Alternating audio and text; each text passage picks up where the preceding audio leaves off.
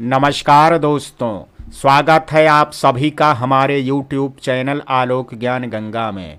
मित्रों, हम हाजिर हैं चाहत तेरे इश्क की 8वां भाग लेकर के। अगर आपने इस कहानी के पहले भागों को अभी तक आपने नहीं सुना है तो डिस्क्रिप्शन में मैंने उसका लिंक दे दिया है। इस भाग को सुनने से पहले कहानी को पूरा समझने के लिए इसके पहले के भागों को अवश्य सुनें। तो चलिए मित्रों, देर ना करते हुए कहानी को शुरू करते हैं। हर्ष जी और विराज जी अंकिता जी और अलका जी को छोड़ करके बाकी सबको सारी बातें बता देते हैं। शाम ढल रही थी लेकिन सभी उसी तरह बैठे हुए थे। दादी सर्वेंट से कह करके हल्का फुल्का खाना बनवाती हैं क्योंकि आज नई बहू घर आई थी। अंकिता जी अलका जी को भी शक हो सकता था। जोया और अनुषा सबको जबरदस्ती डिनर करवाती हैं। खाना तो किसी के गले से नहीं उतर रहा था लेकिन जरूरी था। अंकिता जी जोया के गालों पर हाथ रखते हुए, बेटा हमें माफ कर दीजिएगा, आज आपका पहला दिन था। और इस तरह से जोया उनका हाथ अपने हाथ में लेते हुए, कोई बात नहीं माँ, मैं भी इस फैमिली से हूँ, यह मेरी फैमिली है और जब सभी घर में खुश रहेंगे तो खुशियों की वजह भी अपने आप मिल जाएगी। अंकिता जी को बुरा लग रहा था कि आज जोया और अनुषा का रिसेप्शन था और यहाँ रिसेप्शन तो छोड़ो, आज उनके पति उनके साथ नहीं थे। जोया और अनुषा के साथ बाकी सहेलियां भी कनक वाले कमरे में बैठी थी। सभी अपने अपने कमरे में लेटे हुए थे लेकिन नींद तो किसी की आंखों में नहीं थी। यहाँ हॉस्पिटल में भी अभी तक ना कनक को होश आया था न जिहान को। आदर्श और सौरभ कॉरिडोर में बैठे हुए सारी रात आंखों ही आंखों में काट देते हैं। किहान आज रात में बहुत ज्यादा रोता है। सुषमा उसे अपना दूध पिलाने की कोशिश करती है लेकिन वह दूध नहीं पकड़ता है। अनुषा किसी तरह कटोरी चम्मच से 2-4 चम्मच दूध पिलाती है। अलका जी और अंकिता जी भी उसे लेकर के सुलाने की कोशिश करती हैं लेकिन वह थोड़ी देर सोते हैं फिर से रोने लगता है। अलका जी जोया जिहान को फोन लगा, अब तो वह पहुंच गया होगा ना। कनक की तबीयत खराब है और वह यहाँ सब छोड़ करके यहाँ मीटिंग में बिजी है। पता नहीं क्यों दिल मानने को तैयार नहीं है, नहीं तो वह जब भी बाहर जाता है मुझे बता करके जाता है और अब की बार वह लंदन गया और मुझे बताना जरूरी नहीं समझा। यहाँ तक कि किसी को कॉल नहीं उठा रहा है, पता नहीं क्या बात है। जोया माम आप परेशान मत होइए, भाई को बता देंगे तो वह वहां पर परेशान हो जाएंगे, आने में भी ज़्यादा टाइम लगेगा। अलका जी हाँ वह भी है, कनक के बारे में सुनते ही वो वहां रुक नहीं पाएगा। अनुषा आंटी आप लोग भी जा करके आराम कीजिए, हम लोग किहान को संभाल लेंगे। इसी तरह करते हुए रात कटती है। विराज जी तो कुछ बोल ही नहीं पा रहे थे। अगली सुबह 6 बजे डॉक्टर आकर के फिर से दोनों को चेक करते हैं। आदर्श अब कैसी हालत है डॉक्टर? डॉक्टर ने कहा देखिए मैंने पहले ही कहा है कि उनका होश में आना जरूरी है। हमारे लिए अच्छी बात सिर्फ यह है कि हालत अगर सुधरे नहीं तो बिगड़े भी नहीं। आदर्श और कनक कैसी है? डॉक्टर उनकी हालत वैसी ही है, समझ नहीं आ रहा है कि वह होश में क्यों नहीं आ पा रही है। आई होप उन्हें जल्दी होश आ जाएगा। कहते हुए डॉक्टर अपनी केबिन की तरफ बढ़ जाते हैं। आदर्श सौरभ आप घर चले जाइए, सब कोई परेशान हो रहे होंगे, आप भी फ्रेश हो करके कुछ ब्रेकफास्ट कर लीजिएगा। सौरभ ने कहा भाई प्लीज, मैं अभी यहाँ जिहान और भाभी को छोड़ करके मैं नहीं जा सकता। तभी जोया का फोन आने लगता है। आदर्श रिसीव करते हुए, क्या हुआ? जोया ने कहा आदर्श हम किहान को लेकर के हॉस्पिटल आ रहे हैं, वह रात भर बिल्कुल नहीं सो पा रहा है, ना ही कुछ खा रहा है। आदर्श ठीक है, मैं सौरभ को भेज रहा हूं, आप उनके साथ आ जाइए। फोन रखते हुए, घर पर किहान की हालत ठीक नहीं है, आप जा करके जोया को ले आइए। सौरभ ओके जल्दी आता हूं। सौरभ के जाने के बाद आदर्श कनक के वार्ड में आता है। वह कनक के पास आकर के बैठते हुए, प्लीज होश में आ जाइए बच्चा, आपकी बहुत ज्यादा जरूरत है। जिहान और किहान की हालत ठीक नहीं है, दोनों को आपकी जरूरत है। कनक को होश नहीं आता लेकिन उसकी उंगलियां आदर्श के हाथों पर कस जाती हैं। आदर्श नर्स को जल्दी से डॉक्टर को बुलाने को कहता है। आदर्श आप सुन रही है ना? जिहान बिल्कुल सांस नहीं ले रहा है, डॉक्टर ने उसकी हालत बहुत खराब बताया है, सुन रही हैं आप? तभी डॉक्टर आ जाते हैं। आदर्श ने कहा डॉक्टर इसने अभी मेरे हाथों को जोर से पकड़ा है लेकिन यह आंख क्यों नहीं खोल रही है? डॉक्टर ने कहा प्लीज कुछ देर शांत रहिए, मैं देखता हूं। डॉक्टर फिर से देखने लगते हैं। डॉक्टर कुछ देर बाद, अभी इनकी हालत पहले जैसी है, हो सकता है कोई बात उनके दिल तक पहुंची हो, इसलिए उन्होंने रिएक्ट किया। आदर्श, डॉक्टर जब बातें इसके दिल तक पहुंची हैं और यह रिएक्ट किया है तो फिर इसे होश क्यों नहीं आ रहा है? डॉक्टर ने कहा ऐसा कभी कभी होता है कि कोई बात हमारे दिलो दिमाग तक पहुंच जाती है, लेकिन सारी बातें नहीं पहुंच पाती हैं।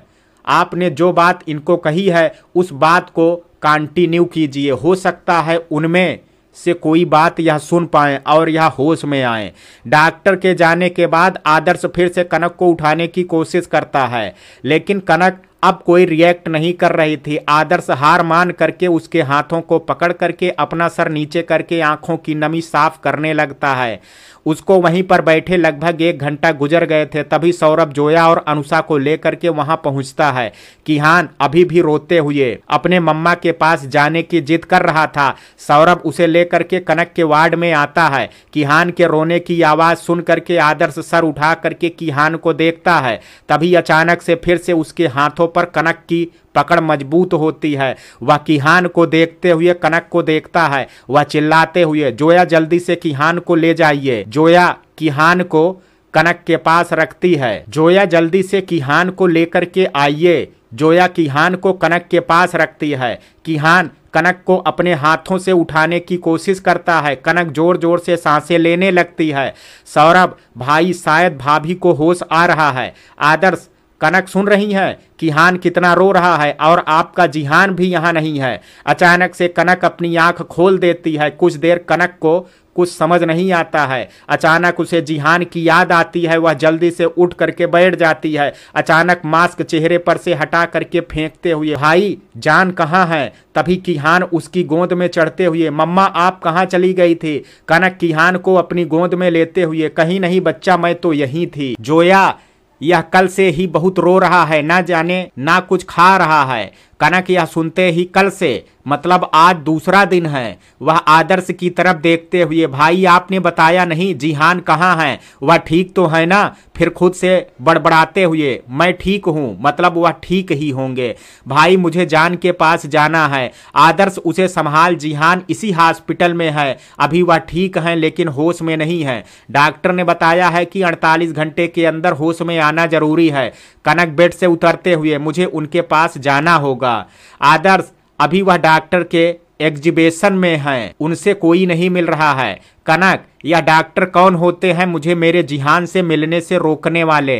तभी सौरभ डॉक्टर को लेकर के आता है। डॉक्टर कनक को देखते हुए, थैंक गॉड आपको होश आ गया। कनक, डॉक्टर हमें जिहान से मिलना है। डॉक्टर ने कहा इस वक्त उनसे मिलना सही नहीं है, उन्हें इन्फेक्शन हो सकता है। कनक ने कहा किहान को गोद में लिए, मुझे मिलना है, मतलब मिलना है। कहते हुए वह बाहर निकलती है। सौरभ, प्लीज डॉक्टर भाभी को जिहान से मिलने दीजिए, मुझे विश्वास है वो उसे होश में ला करके रहेंगी। Doctor, okay. तब तक कनक बाहर निकल करके जिहान का कमरा ढूंढने लगती है। आदर्श उसके पास आते हुए, चल मैं तुझे ले चलता हूं, कहते हुए वह जिहान के रूम में ले जाता है। कनक दरवाजे के शीशे से ही अंदर जिहान को मशीनों से घिरी देखती है। यह देख करके वह लड़खड़ा जाती है। आदर्श उसे संभालते हुए, कनक यह वक्त कमजोर पड़ने का नहीं है। कनक दरवाजा खोल करके अंदर आती है और उस हालत में जिहान को देखना कनक के लिए उसकी मौत के बराबर था। कनक धीरे धीरे कदम उठाते हुए जिहान के पास आती है। सर पर पट्टियां बंधी हुई थी, एक पैर में प्लास्टर, हाथों में कुछ मशीनें लगी हुई थी, चेहरे पर ऑक्सीजन मास्क था। किहान, मम्मा पापा को क्या हुआ है? वह ऐसे क्यों लेटे हैं? कनक बिना कुछ बोले वहीं बेड के पास स्टूल पर बैठ जाती है। एक हाथों से किहान को संभाले, जिहान के हाथ पर अपने हाथ रख करके मन ही मन, आप जानते हैं ना आपको इस तरह से देख करके मुझ पर क्या गुजर रही है, लेकिन आपको क्या फिक्र, आप तो आराम से सोए हुए हैं। लेकिन आप भी सुन लीजिए, अगर आप जल्दी ही नहीं उठे तो मैं भी आपसे नाराज हो जाऊंगी और अब की बार आप मना भी नहीं पाएंगे। कनक के दिल की बात जिहान तक ना पहुंचे यह कैसे हो सकता था? और उसकी नाराजगी, वह तो सपने में भी कनक को नाराज होने का नहीं सोच सकता था। अचानक से उसके हाथों की अंगुलियां हिलने लगती हैं। कनक अपनी आंखें बंद करके अभी भी सोच में डूबी थी। दरवाजे के शीशे से सभी अंदर जिहान को देख रहे थे। जिहान के पलकें फड़फड़ाने लगती हैं। सौरभ आदर्श के गले लगते हुए, मैं जानता था एक भाभी ही है जिसकी बातें यह नहीं टाल सकता। अनुषा, सौरभ डॉक्टर को बुलाइए। तभी डॉक्टर पीछे से, मैं यही हूं। आदर्श, डॉक्टर जिहान की बॉडी रिएक्ट कर रही है। आदर्श, डॉक्टर अंदर जिहान को देखते हुए, कभी कभी उस ऊपर वाले के आगे सारे चमत्कार फेल हो जाते हैं। अभी हम लोग यहीं पर रुक करके देखते हैं, कोई खतरे की बात होगी तो देखेंगे। अंदर जिहान कनक के सीने से लगा जिहान की तरफ देख रहा था। जिहान की आंखें खोलते देख, मम्मा, पापा जग गए। यह सुनते ही कनक जल्दी से अपनी आंखें खोल दी। उसकी नज़र जिहान के नज़रों से मिल जाती है। जिहान अपनी आंखें धीरे धीरे खोलते हुए कनक की तरफ देखता है। उसे कुछ समझ नहीं आता, लेकिन कनक का चेहरा देखते ही उसके होंठों पर मुस्कान आ जाती है। कनक की आंखों में आंसू भरने लगते हैं। वह जिहान को बेड पर बैठाते हुए जिहान का चेहरा अपने दोनों हाथों में लेकर के उसके माथे पर किस करती है। जिहान की आंखें बंद हो जाती हैं। कनक की आंखों से आंसू निकलते हुए जिहान के चेहरे पर गिरता है। जिहान अपनी आंखें खोलते हुए, जान। कनक उसके सीने से लिपट करके रोने लगती है। जिहान अपने एक हाथों को उसके पीठ पर रखते हुए, कनक क्या हुआ, किसी ने कुछ कहा है क्या? कनक कुछ नहीं बोलती। जिहान, पापा आपको चोट कैसे लगी? जिहान, ऐसे ही बेटा। कनक बेड पर से उठते हुए, मैं डॉक्टर को बुला लाती हूँ। जिहान उसका हाथ पकड़ते हुए, कनक मुझे डॉक्टर की नहीं आपकी जरूरत है। कनक हाथ पकड़ते हुए वहीं पर बैठ जाती है। जिहान फिर से कनक के गोद में चढ़ जाता है। जिहान, कुछ नहीं हुआ है, देखिए आपके सामने हूँ। कनक, मेरे होते हुए आपको कुछ हो भी नहीं सकता। आपको कहीं दर्द तो नहीं हो रहा है? जिहान ने कहा, हो रहा है ना। कनक घबराते हुए, कहाँ? जिहान उसका हाथ अपने दिल पर रखते हुए, यहाँ। और वह भी इसलिए क्योंकि इन खूबसूरत आंखों में आंसू आ रहे हैं। आप जानती हैं ना, आपके आंसू मेरे दिल में चुभते हैं। कनक, तो आप काम ही ऐसा क्यों करते हैं? डॉक्टर के साथ सभी अंदर आते हैं। जिहान उठने की कोशिश करता है, तभी उसके सर और हाथों में दर्द होने लगता है। कनक उसका हाथ पकड़ते हुए संभाल करके, डॉक्टर जिहान के चोटों को चेक करते हुए मशीनों पर उसकी पल्स रेट और हार्ट रेट देख करके मैजिकल कल से ही जिन सांसों को नॉर्मल करने की कोशिश कर रहे हैं वह कुछ पलों में ही ठीक हो गया है। हम डॉक्टर की जिंदगी में ऐसे केस बहुत ही कम आते हैं। कनक ने कहा, डॉक्टर साहब ठीक तो है? डॉक्टर ने कहा, बिल्कुल, अब घबराने की कोई बात नहीं है। सर और पैर की चोट जल्दी ही भर जाएगी। डॉक्टर के वहां से जाने के बाद सौरभ जिहान के गले लगते हुए, यार तुमने तो डरा ही दिया था, कहते कहते उसका गला भर आता है। जिहान, सॉरी यार। आदर्श, लेकिन जिहान आपके साथ यह किसने किया? जिहान अपनी आंखें बंद करके कुछ सोचते हुए, पता नहीं भाई, एकाएक मेरी गाड़ी के ब्रेक फेल हो गए, इसलिए मैंने गाड़ी सुनसान रास्ते की तरफ बढ़ा दी ताकि किसी का एक्सीडेंट ना हो। वहां पर मैंने गाड़ी एक पेड़ से टकरा दी, ज्यादा नुकसान नहीं हुआ, मैं ठीक था। मैं गाड़ी से निकला तभी अचानक से 8-10 लोगों ने मुझ पर हमला बोल दिया। मैं कुछ समझ पाता उससे पहले ही किसी ने मेरे सर पर जोरदार वार किया। उसके बाद मुझे कुछ याद नहीं है, लेकिन आप लोग वहां पहुंचे कैसे? जोया, वह भाभी, तभी कनक, अभी इन सब बातों का कोई मतलब नहीं है, अभी आप आराम कीजिए, आपको रेस्ट की जरूरत है। जिहान, लेकिन कनक उसकी आंखों पर अपने हाथ रखते हुए, प्लीज अभी ज्यादा सोचने की कोई जरूरत नहीं है। जिहान अपनी आंखें बंद कर लेता है। कुछ ही देर में फिर से उसे नींद आ जाती है। उसके सोने के बाद कनक, भाई आप लोग भी घर जा करके थोड़ा आराम कर लीजिए, हमारी वजह से कल से आप लोग भी परेशान हैं। आदर्श, तुम्हारा दिमाग खराब हो गया है, हम लोग तुम्हारे अपने नहीं हैं? कनक मुस्कुराते हुए, नहीं भाई, ऐसा कोई मतलब नहीं था, लेकिन भाभी, अनुषा, इन दोनों को भी तो देखिए, कल आप लोग का रिसेप्शन था और आप लोग हॉस्पिटल में थे। सौरभ, रिसेप्शन का क्या है, वह फिर कभी हो जाएगा। कनक, अच्छा वह सब ठीक है, घर पर भी सबको यह बात मालूम है। आदर्श, माम और मम्मी को छोड़ करके सबको मालूम है। कनक, ठीक है, आप लोग घर जाइए, उन लोगों को भी बता दीजिए और थोड़ा आप लोग भी फ्रेश हो करके आराम कर लीजिएगा, मैं यहाँ हूँ। अनुषा, मैं भी यहीं पर हूँ। और हम और भाभी सुबह आए हैं। सौरभ अच्छा ठीक है, आप तीनों यहीं पर बैठिए, हम लोग फ्रेश होकर के आते हैं। आदर्श और सौरभ घर के लिए निकल जाते हैं। अब सबके चेहरे पर सुकून था। आदर्श फोन पर ही विराज जी और हर्ष जी को सारी बातें बता देता है। विराज जी तो खुशी के मारे रोने लगते हैं। हर्ष जी संभालते हुए, अब हमें अंकिता और अलका जी को बता देना चाहिए। तभी अलका जी, जो कि विराज जी को घर चलने के लिए कहने आई थी, वह दरवाजे पर से क्या बता देना चाहिए। पहले तो विराज जी और हर्ष जी अलका जी को देख करके हैरान हो जाते हैं। फिर खुद को संभालते हुए विराज जी अलका जी का हाथ पकड़ते हुए, अलका, मैंने झूठ बोला था कि जिहान लंदन गया है। अलका जी, तो फिर वह कहाँ है? विराज जी, कल उसका भयंकर एक्सीडेंट हो गया था। अलका जी सुनते ही जोर से, क्या? विराज जी, देखिए अभी वह ठीक है, उसे अभी होश आया है। अलका जी रोते हुए, मतलब वह कल से हॉस्पिटल में था और आप लोगों ने हमें बताना जरूरी नहीं समझा। हर्ष जी, भाभी सिचुएशन बहुत खराब थी, इसलिए हमने आपसे बात छुपाई, लेकिन अब चिंता की कोई जरूरत नहीं है। जिहान और कनक दोनों ठीक हैं। अलका जी रोते हुए, मुझे उसके पास जाना है, जब तक अपनी आंखों से ना देख लूं मुझे चैन नहीं आएगा। विराज जी, हाँ हम लोग चलते हैं। कुछ ही देर में सभी लोग हॉस्पिटल पहुंचते हैं। कनक, अनुषा और जोया के साथ जिहान के कमरे में ही सोफे पर बैठते हुए किहान को दूध पिलाती है। वह दूध पीते ही सो जाता है। जोया और अनुषा कल से लेकर के अब तक किहान के बारे में बताते हैं। कनक अपने बेटे को ध्यान से देखती है। चेहरा मुरझा गया था, आंखें सूज गई थी। कनक, जोया, अनुषा, मेरे बारे में जिहान को अभी कुछ पता नहीं चलना चाहिए, उसके सर पर चोट है, मेरे बारे में सुन करके वो कहीं ज्यादा घबरा जाएंगे। जोया, लेकिन भाई जगने पर फिर से जानना चाहेंगे कि आखिर उनके पास पहुंचे कैसे। कनक, कोई बात नहीं है, हम 1-2 दिन तक किसी तरह इस बात को ही नहीं छेड़ेंगे। अनुषा, चल ठीक है, मैं चाय लेकर के आती हूँ, कल से तुमने भी कुछ नहीं खाया है। कनक ने कहा, मुझे अभी कुछ भी खाने का मन नहीं है। तभी सारे घर वाले पहुंच जाते हैं। सभी लोगों का शोर सुन करके जिहान की नींद खुल जाती है। अलका जी रोते हुए, तेरा ध्यान कहाँ रहता है, कितना बड़ा एक्सीडेंट हो गया। जिहान, माम मैं ठीक हूँ। एक एक करके सभी जिहान से मिलते हैं और समाचार पूछते हैं। नर्स, देखिए आप लोग इतनी भीड़ मत लगाइए। कुछ देर बाद हर्ष जी सबको समझा बुझा करके घर ले जाते हैं।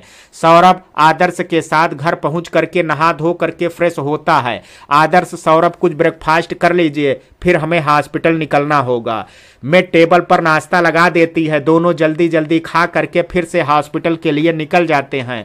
विराज जी और अलका जी कुछ देर वहीं रुकते हैं। जिहान से सारी बातें पूछने के बाद जिहान उन्हें भी घर जा करके आराम करने को कहता है, लेकिन अलका जी नहीं मानती। दोपहर तक आदर्श, सौरभ किसी तरह समझा बुझा करके अलका जी को घर भेजते हैं। जिहान, जोया, कनक कहाँ है? अब सबका ध्यान कनक पर जाता है तो कहीं नहीं दिखती है। किहान वहीं सोफे पर सो रहा था। आदर्श, मैं जब से आया हूं तब से कनक को नहीं देखा हूं। जिहान की घबराहट बढ़ने लगती है। सौरभ, भाभी यहीं कहीं होंगी, किहान यहीं पर है तो वह उसे छोड़ करके कहीं थोड़े जाएंगे। जिहान, उन्हें फोन लगाओ। आदर्श फोन लगाता है। कनक फोन उठाते ही, भाई अभी मैं कुछ जरूरी काम से बाहर आई हूं, कुछ देर बाद बात करते हैं। आदर्श, लेकिन तू है कहाँ? कनक, आ करके बताती हूँ। फोन काट देती है। आदर्श किसी काम से बाहर गई है। जिहान राहत की सांस लेता है। नर्स उसे कुछ खा करके दवा खाने को कहती है। सौरभ कैंटीन से जा करके सूप लाता है। आदर्श धीरे से सहारा दे करके जिहान को बैठाता है। सूप खत्म करने के बाद वह दवा ले करके सो जाता है। आदर्श, जोया, अनुषा, आप लोग घर जाइए। सौरभ ने कहा, भाई आप इन लोगों को लेकर के जाइए, मैं तब तक रुकता हूं। आदर्श ने कहा, ठीक है। वह जोया और अनुषा को लेकर के घर आ जाता है। सौरभ वहीं सोफे पर किहान के साथ बैठ जाता है। शाम को जब कनक आती है तो सौरभ और जिहान दोनों सोए हुए थे। किहान भी अभी तक सो रहा था।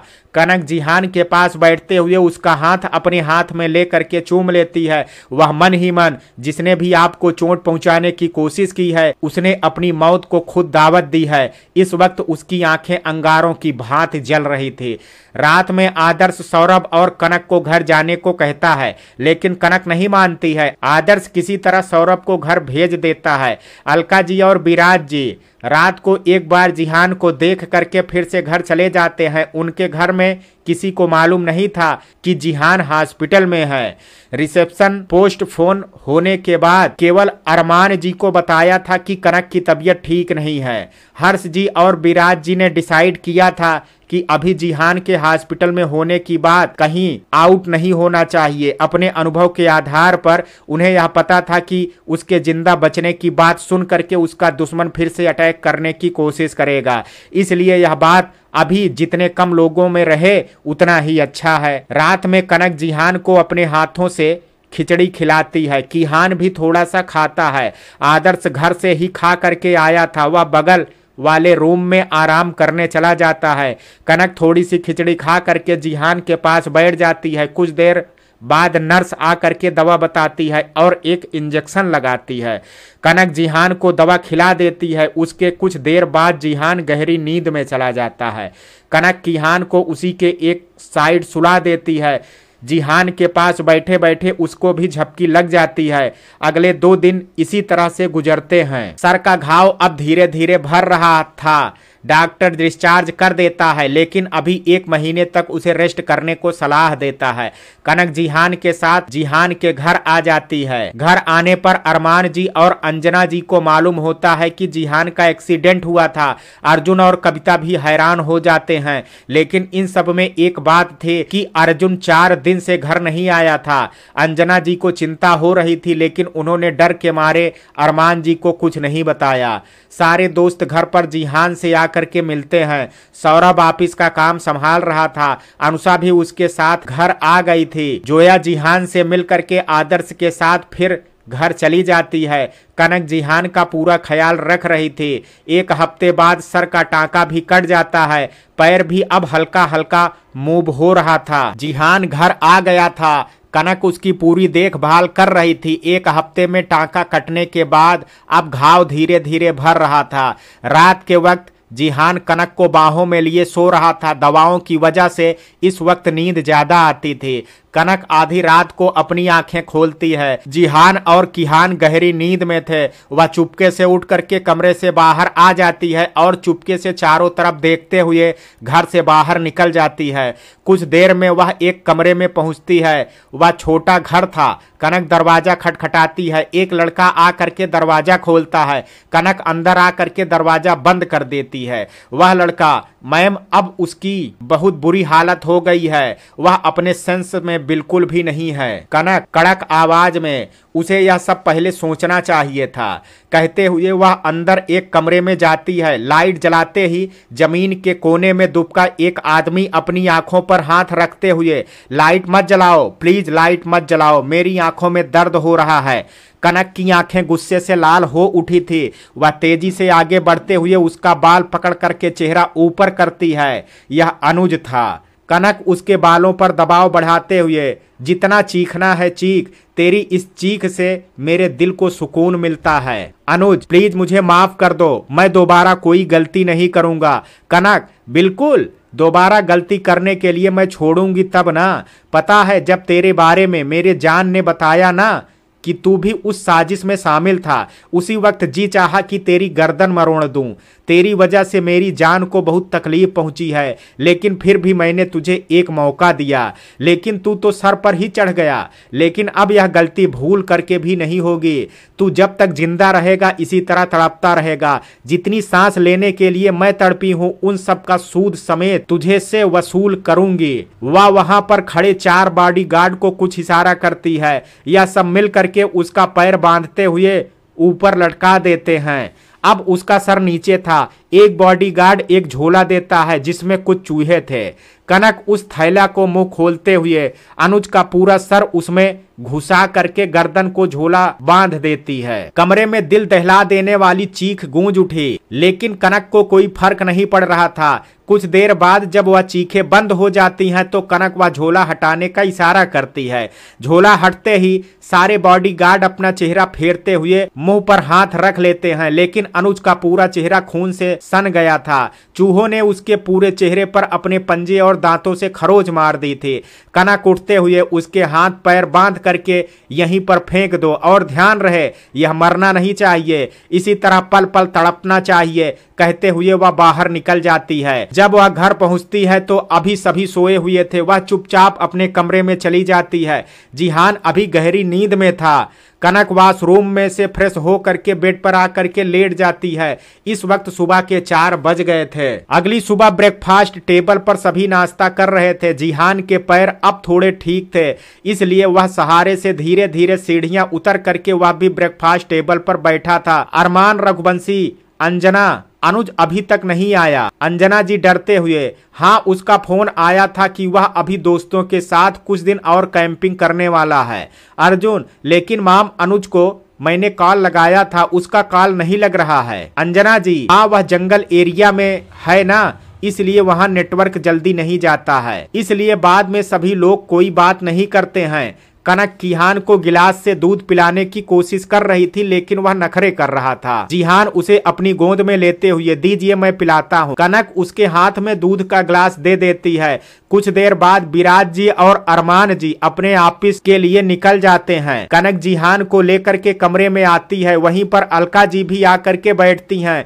सभी बेड पर बैठ करके किहान के साथ खेलते हैं। किहान लैपटॉप ले करके थोड़ा ऑफिस का काम देखने लगता है। जिहान लैपटॉप ले करके थोड़ा ऑफिस का काम देखने लगता है। दोपहर के वक्त कमरे में कनक आराम कर रही थी। जिहान भी दवा ले करके लेटा हुआ था। किहान अलका जी के पास था। जिहान कनक को अपनी बाहों में भरते हुए, कनक आप इतने दिनों से मेरी बात टाल रही हैं, लेकिन आज आपको बताना पड़ेगा सब मेरे पास कैसे पहुंचे। कनक उसका चेहरा अपने हाथों में लेते हुए, पहले आप बताइए, आप जानते हैं ना कि आपका एक्सीडेंट किसने किया है। जिहान अपनी नजरें फेरते हुए, जानता हूं, लेकिन समझ नहीं आ रहा है कि अब वह कहां छुप करके बैठा है। कनक ने कहा, मुझे नाम जानना है, कौन है वह। जिहान, आप चिंता मत कीजिए, वह जो भी है आज नहीं तो कल मेरी पकड़ में तो आ ही जाएगा। कनक ने कहा, जिस दिन आपकी पकड़ में आ जाएगा उस दिन मुझे बता दीजिएगा, तब मैं भी आपको बता दूंगी कि मैं कैसे आपके पास पहुंची। जिहान ने कहा, लेकिन यह क्या बात हुई। कनक मुस्कुराते हुए, ज्यादा जोर डालने की जरूरत नहीं है, चलिए सो जाइए। जिहान, ठीक है बताता हूँ। उस दिन सौरभ और अनुषा की सारी रस्में होने के बाद सभी लोग सोने चले गए। मैं भी चुपके से आपके पास आना चाहता था, इसलिए सौरभ के सोने के बाद मैं बाहर आया। मैंने सोचा कि बॉडीगार्ड मेरे साथ रहेंगे तो सबको पता चल जाएगा, इसलिए उनको वहीं पर छोड़ करके अपनी गाड़ी से आ रहा था। तभी अचानक से मेरे गाड़ी के आगे एक बच्चा आ गया। मैंने ब्रेक लगाने की कोशिश की, तब पता चला कि गाड़ी का ब्रेक फेल है। मैंने किसी तरह उस बच्चे को बचाते हुए गाड़ी आगे निकाली, लेकिन अब मुझे समझ नहीं आ रहा था कि आखिर गाड़ी का ब्रेक फेल हुआ कैसे, क्योंकि सौरभ के घर जाते वक्त गाड़ी सही थी। मैंने गाड़ी को सुनसान रास्ते की तरफ बढ़ा दिया। मैंने सोचा कि आप लोगों को कॉल करता हूं, लेकिन फिर ख्याल आया कि कहीं आप लोग घबरा ना जाएं, इसलिए मैं गाड़ी को सेफली चलाते हुए एक जगह देखा कि वह रास्ता पूरा खाली पड़ा था। साइड में एक पेड़ था। मैंने अच्छे से सीट बेल्ट बांधे, एयर बैग ऑन किया और गाड़ी की चाबी निकालते हुए गाड़ी को पेड़ से टक्कर हो जाने दी। एक जोरदार आवाज के साथ गाड़ी टकरा गई, जिससे कुछ देर के लिए मेरी आंखें बंद हो गई, लेकिन जब आंखें खोला तो सब ठीक था। गाड़ी बंद हो चुकी थी। मैं बाहर निकला और जैसे ही मोबाइल लेकर के अपने बॉडीगार्ड को फोन करने का सोचा, अचानक 10 लोगों ने हमला बोल दिया। मैं उन लोगों से लड़ने की कोशिश कर रहा था, तभी वहां पर अनुज आ गया। उसी ने एक लोहे के राड से मेरे सर पर वार किया। मैं बेहोश होने से पहले उसका चेहरा देख लिया था, लेकिन उसके बाद धीरे धीरे मेरा होश खोने लगा। मेरे गिरने के बाद उसी लोहे की राड से उसने मेरे पैर पर वार किया। फिर मेरा हाथ पकड़ करके कहीं घसीट करके ले जा रहा था, लेकिन मैं कुछ नहीं कर पाया। उसके बाद मुझे होश नहीं है। कनक की मुट्ठियां गुस्से से भींच गई थी। उसने किसी तरह अपनी आंखें बंद करके खुद को शांत करने की कोशिश की। जिहान, अब आप बताइए, आप कैसे पहुंची। कनक ने कहा, आपके मोबाइल की लोकेशन से।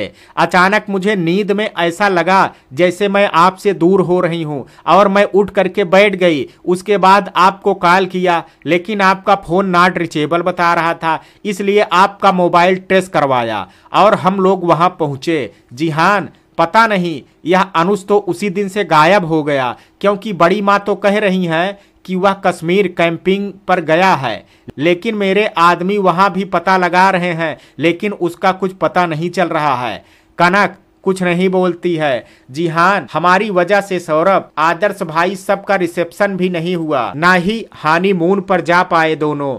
कनक ने कहा 8 दिन बाद मैंने उन लोगों की टिकट करा दी है, उसके साथ ही मम्मी पापा लोगों की भी टिकट लोन वाला की करा दी है, आप चिंता मत कीजिए। जिहान मुस्कुराते हुए, आपने तो मेरी टेंशन ही दूर कर दी। मैं भी इतने दिनों से यही सोच रहा था 8 दिन में मैं भी ऑफिस जाने लगूंगा तो सौरभ को ऑफिस की टेंशन लेने की जरूरत नहीं होगी। कनक ने कहा हाँ, कहते हुए वह जिहान के सीने से लग जाती है। जिहान उसकी कमर में अपनी उंगलियां चलाते हुए, वैसे इतने दिनों से आप भी मुझसे दूर रही हैं, इसका भी हिसाब चुकता करना है। कनक शर्माते हुए उसके सीने में अपना चेहरा छुपा लेती है। दोनों कुछ देर बाद वैसे ही सो जाते हैं। दिन इसी तरह से निकल रहे थे। अगले हफ्ते दोनों नए कपल अपने हनीमून के लिए सिंगापुर और बाली के लिए निकल जाते हैं। सभी सिटीजन भी मुंबई के पास लोनवाला में 4 दिन का पिकनिक टूर भी एंजॉय करते हैं।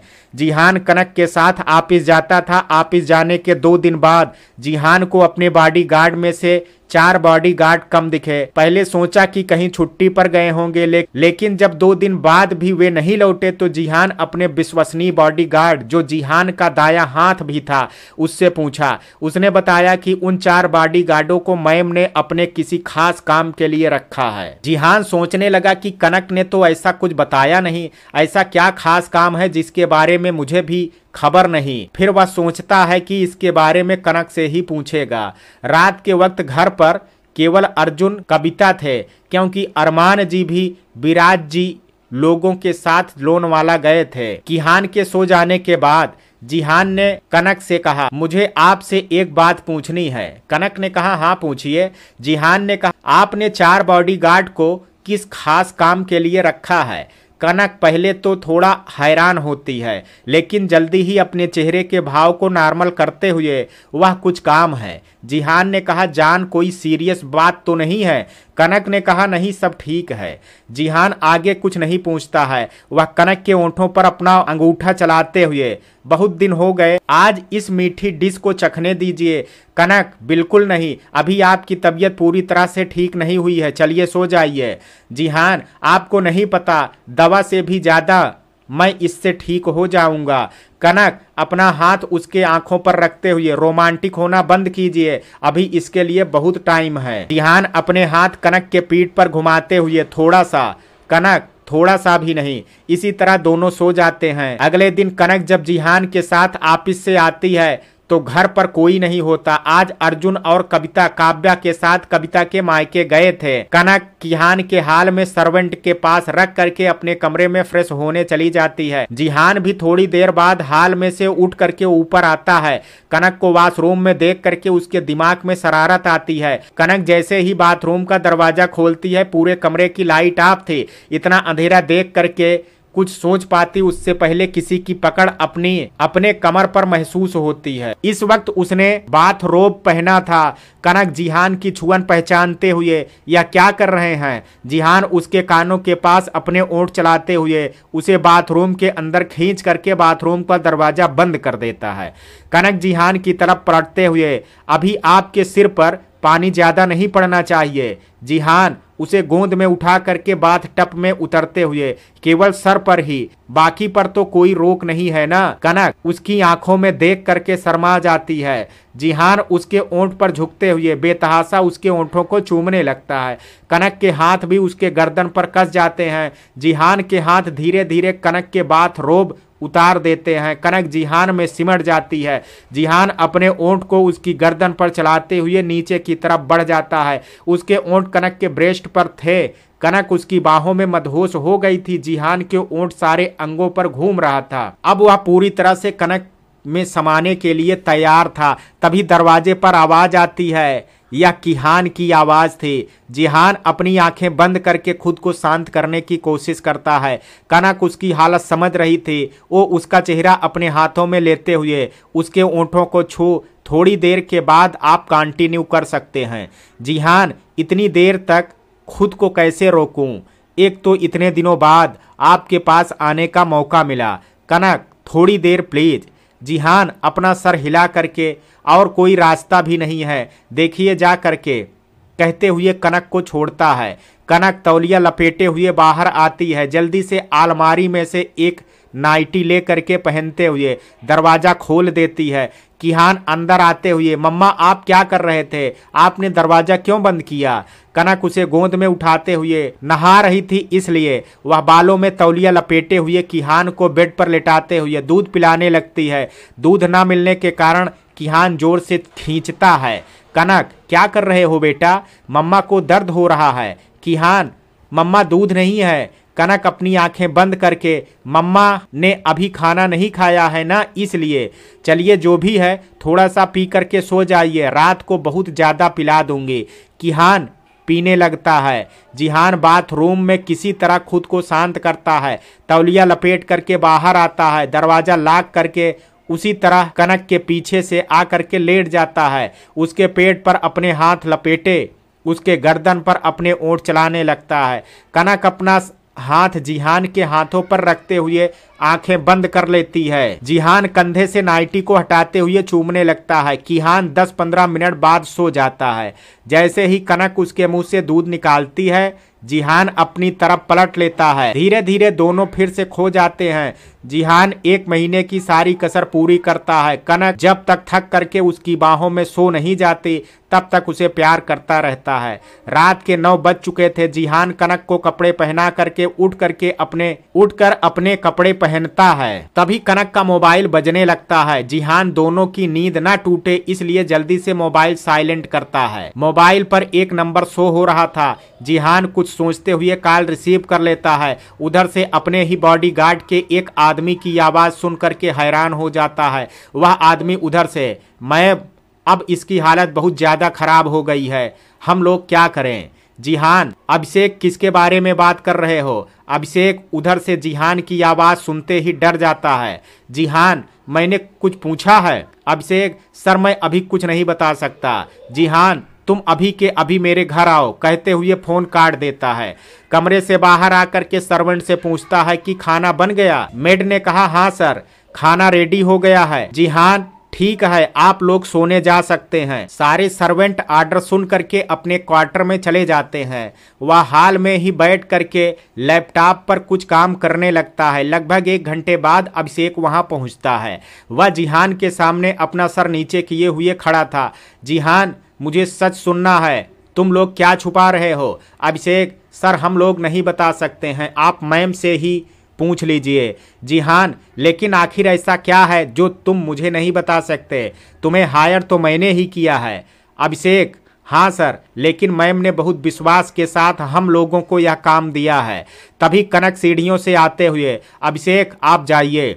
अभिषेक जिहान की तरफ देखता है। जिहान उसे जाने का इशारा कर देता है। उसके जाने के बाद वह कनक की तरफ घूमते हुए, अब आप बताएंगी कि ऐसा क्या काम है जो मुझे भी नहीं मालूम है और मेरा वफादार आदमी मुझसे गद्दारी कर रहा है?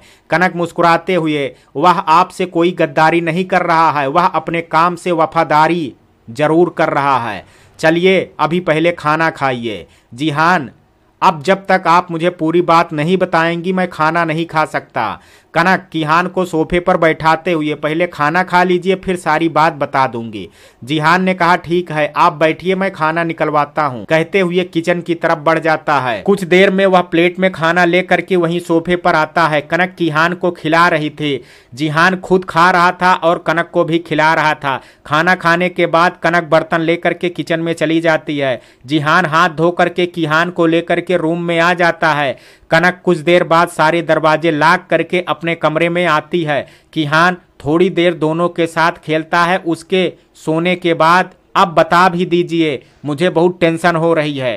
कनक उसका हाथ पकड़ते हुए, टेंशन लेने की कोई ज़रूरत नहीं है, मैंने किसी को कैद किया हुआ है उसकी गलतियों की सज़ा देने के लिए। ये लोग उसी की सिक्योरिटी में लगे हुए हैं। जिहान कनक की आंखों में देखते हुए, वह अनुज तो नहीं? कनक अपनी पलकें झपका देती है। जिहान आपने कब से उसे कैद किया है? कनक जिस दिन आपको होश आया था। जिहान मतलब उस दिन आप हॉस्पिटल से उसे ही पकड़ने गई थी? कनक हाँ, क्योंकि मुझे शक था इसके पीछे कहीं ना कहीं वही होगा, क्योंकि अभी ऐसा कोई दुश्मन नहीं जो आपको नुकसान पहुंचाने की कोशिश करता। जब मैं घर आई तो सभी अपने कमरे में थे। इत्तेफाक से जब मैं अनुज के कमरे के सामने गई तो अंदर से वह हंस हंस करके किसी से फोन पर बात कर रहा था और अपना कारनामा वह खुद अपने मुंह से बता रहा था। मैंने कमरे में घुस करके दरवाजा बंद किया। पहले तो वह मुझे देख करके हैरान हो गया, लेकिन फिर बेशर्मी से हंसते हुए कहा, मेरे तो भाग्य ही जाग उठे, आपके कदम मेरे कमरे में पड़े। मैंने वहां पर रखा बांस उठा करके उसके सर पर दे मारा। जब तक वह संभलता तब तक मैंने उससे मार मार करके अधमरा कर दिया था। उसके बाद उसके मुंह में कपड़ा ठूंसते हुए उसका हाथ बांध दिया। जी में तो आया उसी वक्त उसको जान से मार दूं, लेकिन मैं इतनी आसान मौत भी नहीं देना चाहती थी।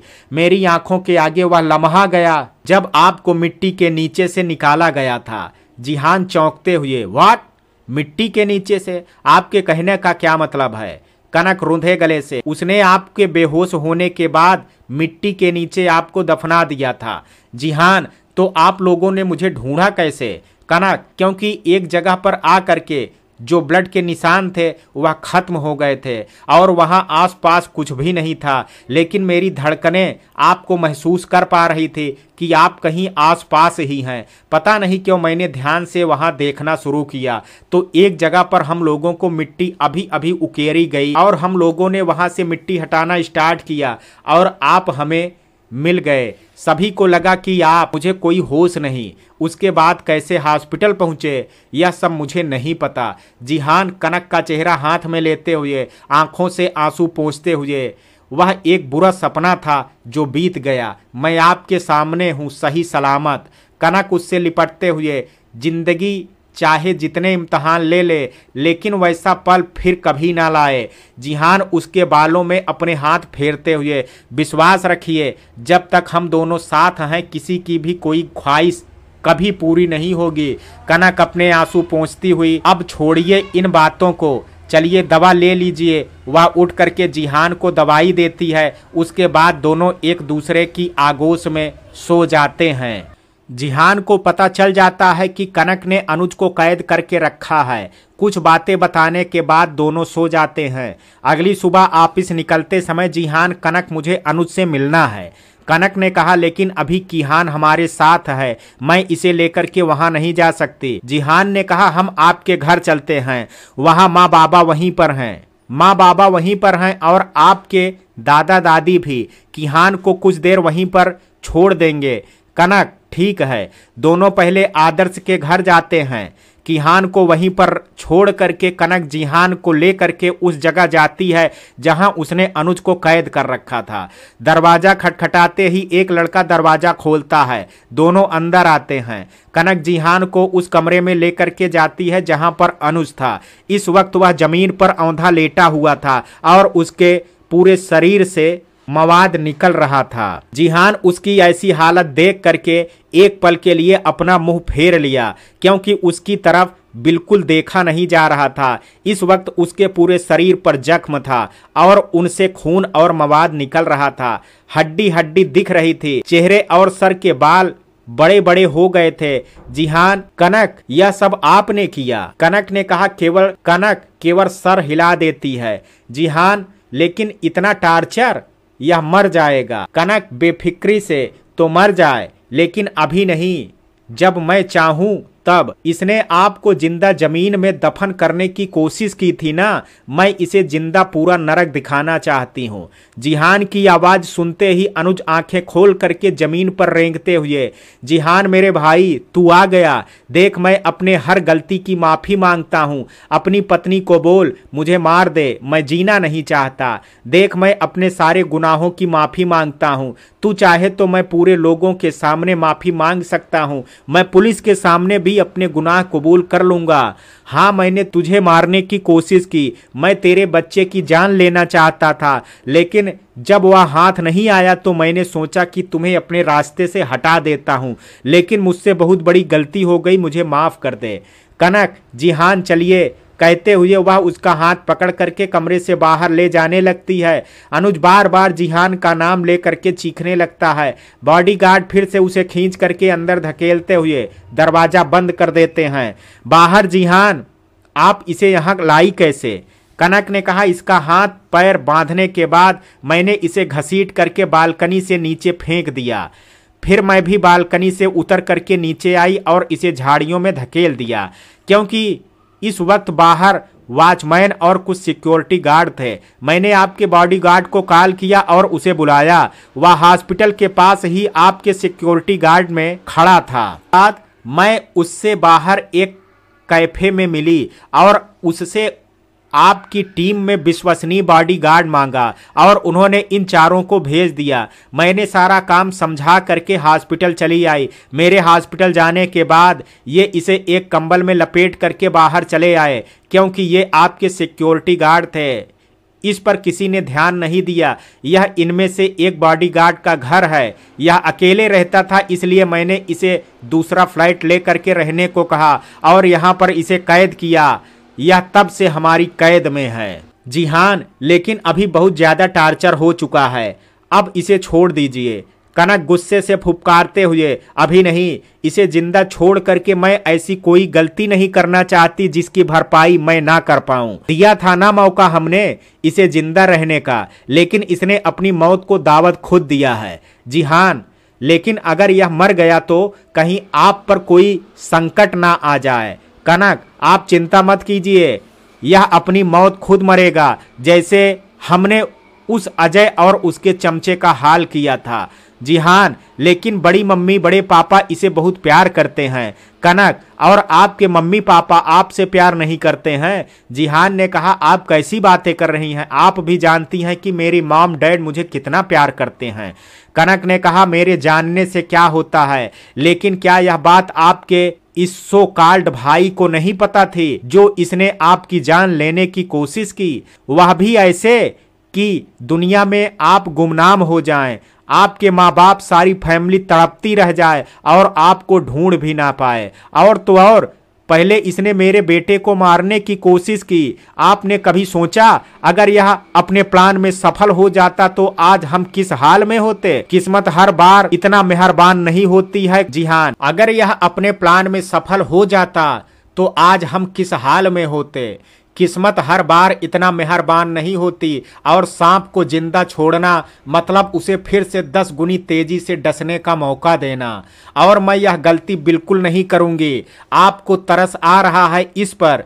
एक बात बताइए, अगर आपकी जगह मैं होती तब भी आपका यही फैसला होता? जिहान चीखते हुए, किसी ने आपकी तरफ आंख उठाने की कोशिश भी की तो मैं उसका जिंदगी छीन लूंगा। कनक, तो आप कैसे सोच सकते हैं कि मैं इसे छोड़ दूं? जिहान कुछ नहीं कह पाता।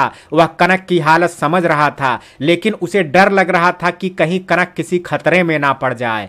वह कनक के कंधे से पकड़ते हुए, मैं आपकी बात समझ रहा हूं, मुझे भी इस पर कोई रहम नहीं आ रहा है, लेकिन मैं आपके लिए डरता हूं, आपको खोने से डरता हूं। आप जानती है ना, इसे कुछ हो गया तो बड़े पापा बड़ी माँ धरती आसमान एक कर देंगे, और कहीं से भी अगर भनक लग गई इन सब के पीछे आप हैं तो वे लोग कुछ भी कर सकते हैं। कनक, उन्हें अभी भनक लगेगी तब ना, उन्हें कभी भनक लगेगी तब ना। उन्होंने तो मेरा रास्ता खुद आसान किया है। इतने दिनों तक आपकी बड़ी माँ ने घर में खुद बताया है कि यह कश्मीर कैंपिंग पर गया है, तो फिर सारे सवाल ही खत्म हो जाते हैं।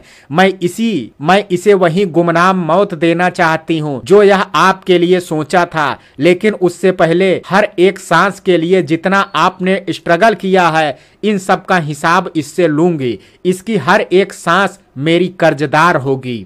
जिहान ने कहा, मैं समझ चुका हूँ। जिहान समझ चुका था कि कनक अनुज को किसी भी हाल में नहीं छोड़ने वाली। आज उसे पता चल गया था कनक उसके लिए किस हद तक जा सकती है। वह एक बार खुद पर एक चोट को माफ कर सकती है, लेकिन जिहान को चोट पहुंचाने वाले को माफ करना उसकी डिक्शनरी में नहीं है। जिहान, कनक, इस वक्त आप खुद को शांत कीजिए और आगे से आपको यहां आने की कोई जरूरत नहीं है। मैं अब आगे को केस हैंडल कर लूंगा। कनक एक व्यंग्यात्मक मुस्कुराहट के साथ, मतलब भाई प्रेम जाग ही गया। लोग सही कहते हैं, चाहे कुछ भी हो जाए, इंसान आखिर में अपने खून का ही साथ देता है। जिहान, आप गलत समझ रही हैं। मैं इसे छोड़ने की नहीं कह रहा हूं, ना ही मैं इसे छोड़ूंगा, लेकिन अब मैं अपने तरीके से इसे हैंडल कर लूंगा। कनक किसी तरह अपने गुस्से को दबाते हुए ओके कह करके उस घर से निकल जाती है। जिहान बॉडीगार्ड की तरफ देखते हुए, आज रात के अंधेरे में इसे किसी हॉस्पिटल के बाहर छोड़ आना, लेकिन सावधानी से, तुम लोग किसी की नज़र में नहीं आने चाहिए। चारों बॉडीगार्ड अपना सिर हिला देते हैं। जिहान बाहर आता है, तब तक कनक कोई टैक्सी लेकर के वहां से निकल गई थी। जिहान उसका गुस्सा समझ रहा था, लेकिन वह भी कनक को किसी खतरे में पड़ने देना नहीं चाहता था। वह कनक को फोन करता है, लेकिन कनक कॉल कट करके मोबाइल स्विच ऑफ कर देती है। इस वक्त उसे जिहान पर बहुत ज्यादा गुस्सा आ रहा था, लेकिन वह इस गुस्से में कुछ ऐसा नहीं करना चाहता था कि जिहान हर्ट हो। वह गुस्से में भी अपना प्यार और रिस्पेक्ट कभी नहीं भूल सकती थी, यही उसकी खासियत थी। लेकिन किसी की गलतियों को माफ भी नहीं कर सकती थी, चाहे वह उसका प्यार ही क्यों ना हो। कनक आदर्श के घर पहुंचती है। किहान माँ बाबा और दादा दादी के साथ खेलने में व्यस्त था। कनक को देख करके दौड़ते हुए आ करके उसके गोद में चढ़ जाता है। कनक किहान को देखते हुए वह बात याद करती है जब अनुज कह रहा था कि वह उसके बच्चे को मारना चाहता था। यह याद आते ही फिर से उसका मन कसैला हो जाता है। वह किहान को वहीं दादा दादी के पास रख करके अपने कमरे में आती है। इस वक्त उसे बहुत गुस्सा आ रहा था। वह वॉशरूम में जा करके शावर ऑन करते हुए उसके नीचे खड़ी हो जाती है। कुछ देर में जिहान वहां पहुंचता है। उसे पता था कि कनक किहान के लिए वहीं पर जाएगी। दादा दादी जिहान को देख करके हैरान हो जाते हैं। दादी, बेटा जब आप यहीं आ रहे थे तो कनक के साथ ही आ जाते। कनक अभी थोड़ी देर पहले ही आई है। जिहान मुस्कुराते हुए, हाँ मैं उनके साथ ही आ गया था, बाहर मेरा एक कॉल आ गया था इसलिए मैं बात करने लगा। दादाजी, अच्छा मुझे लगा कि शायद आप अभी आए हैं। दादी मेड से कह करके काफी मंगवाती हैं। जिहान इस वक्त कनक के पास जाना चाहता था, लेकिन सबके सामने वह कैसे जाए उसे समझ नहीं आ रहा था। तभी किहान खेलते खेलते गिर जाता है। जिहान उसे गोद में उठाते हुए, मैं इसे कनक के पास लेकर के जाता हूँ कहते हुए सीढ़ियां चढ़ने लगता है। दादा दादी मुस्कुराते हुए माँ बाबा की तरफ देखते हैं। कुछ देर बाद चारों जोर से हंसने लगते हैं। दादी, कनक के बिना एक पल नहीं रह पाता। दयावंती जी ने कहा, भगवान करे इनका प्यार यूं ही बना रहे। चारों फिर अपनी बातों में लग जाते हैं। जिहान जब कमरे के अंदर आता है तो कमरे में कनक को ना देख करके वह बालकनी की तरफ देखता है, लेकिन बालकनी का दरवाजा बंद था। किहान, पापा मम्मा बाथरूम में है। जिहान बेड पर बैठते हुए, अच्छा आपको चोट जोर से तो नहीं लगी? किहान, नहीं पापा मुझे तो कोई चोट नहीं लगी है। जिहान, आपने कुछ खाया? किहान ने कहा, हाँ बड़ी दादी ने गिलास से दूध दिया था। जिहान, अच्छा ठीक है, आप यहीं पर बैठ करके खेलिए। किहान, मैं मोटू पतलू देखूंगा। जिहान अपने मोबाइल में मोटू पतलू वाला कार्टून लगा करके उसके हाथ में दे देता है। जब देखता है कि किहान का ध्यान मोबाइल में है, तब वह उठ करके वॉशरूम के दरवाजे के पास आता है। अंदर से लगातार पानी गिरने की आवाज आ रही थी। वह दरवाजे को हल्का सा धक्का देता है तो दरवाजा खुल जाता है। क्योंकि दरवाजा लॉक नहीं था, वह अंदर आकर के दरवाजा लॉक करते हुए कनक की तरफ देखता है। कनक अभी भी दीवार पर दोनों हाथ रखे अपनी आंखें बंद करके चुपचाप शावर के नीचे खड़ी भीग रही थी। जिहान आगे बढ़ करके पीछे से उसके कमर में हाथ लपेटते हुए उसे हक कर लेता है। कनक किसी के छूने से चिहुक उठती है, आंखें खोल करके जिहान की तरफ देखती है। जिहान को देख करके थोड़ी शांत होती है, लेकिन फिर उसे जिहान की बात याद आ जाती है जब उसने अनुज को छोड़ने के लिए कहा था, और वह गुस्से से जिहान का हाथ अपने कमर से हटाते हुए पीछे धकेल देती है। जिहान कनक को इतने गुस्से में देख करके हैरान हो जाता है। उसे नहीं पता था कि कनक कितना गुस्सा हो जाएगी। कनक चुपचाप वॉशरूम से बाहर आने लगती है। तभी जिहान उसका हाथ पकड़ते हुए, कनक एक बार मेरी बात तो सुनिए। कनक उसकी तरफ गुस्से भरी नजरों से देखती है। जिहान, कनक आप समझने की कोशिश तो कीजिए, मैं आपको किसी खतरे में नहीं पड़ने देना चाहता। कनक, हो गया या और कुछ भी है? जिहान, कनक विश्वास कीजिए, उसकी जिंदगी बद से बदतर ही होगी। जान, हमारे लिए घातक हो सकता है। अब वह कभी नॉर्मल लाइफ नहीं जी पाएगा, लेकिन उसका मर जाना हमारे लिए घातक हो सकता है। कनक, अजय को मारना हमारे लिए कितना घातक हुआ, मरा तो वह भी था। जिहान गुस्से से अपनी मुट्ठियां भींचते हुए, हमने उसे मारा नहीं था, उसने आत्महत्या की थी और उसका मुझे कोई अफसोस नहीं है, क्योंकि उसने आपकी इज्जत पर हाथ डालने की कोशिश की थी। कनक ताली बजाते हुए, रियली उसने आत्महत्या किया था? जिहान इधर उधर देखते हुए, मैंने बस उसे पागल करने की कोशिश की थी और इस पागलपन में वह हॉस्पिटल के छत पर से कूद गया, तो वह आत्महत्या ही हुआ ना। कनक, वह क्या है ना, मेरे पास तो कोई दिमाग है ही नहीं, इसलिए जो आप कह रहे हैं उसी को मैं सच मान लेती हूँ। जिहान, मेरे कहने का यह मतलब नहीं था। कनक, आपका मतलब मुझसे अच्छे से कौन जान सकता है। फिर एक गहरी सांस लेते हुए, इस वक्त मैं अकेला रहना चाहती हूँ, प्लीज आप अभी यहाँ से जाएं। जिहान, लेकिन कनक प्लीज, मैं नहीं चाहती इस वक्त मेरी कोई भी बात आपको चोट पहुंचाए, इसलिए मैं हाथ जोड़ती हूँ, मुझे कुछ देर अकेला रहने दीजिए, कहते हुए वॉशरूम से बाहर आती है। जिहान, यह तो अच्छी खासी नाराज हो गई लगता है, इन्हें मनाऊं कैसे, सोचते हुए बाहर आता है। कनक अलमारी से कपड़े लेते हुए वॉशरूम में जाकर के अंदर से बंद कर लेती है। जिहान अलमारी खोल करके अपने लिए कुछ कपड़े देखता है, एक टी शर्ट और लोअर रख लेता है, वह कपड़े चेंज करता है। कनक कपड़े चेंज करके बाहर आकर के कमरे से बाहर निकलती है। जिहान कनक के पास बैठते हुए, बेटा अब आपने बहुत मोबाइल देख लिया, अब चलिए थोड़ा बाहर खेल लीजिए। उसको लेकर के जिहान बाहर आता है। कनक बाहर आकर के अपने दादा दादी और माँ बाबा के पास बैठ जाती है। जिहान भी वहीं आकर के बैठ जाता है। दादाजी, आज आप लोगों को ऑफिस नहीं जाना है क्या? कनक ने कहा, नहीं, सोच रही हूँ आज आप लोगों के साथ थोड़ा टाइम बिताऊं।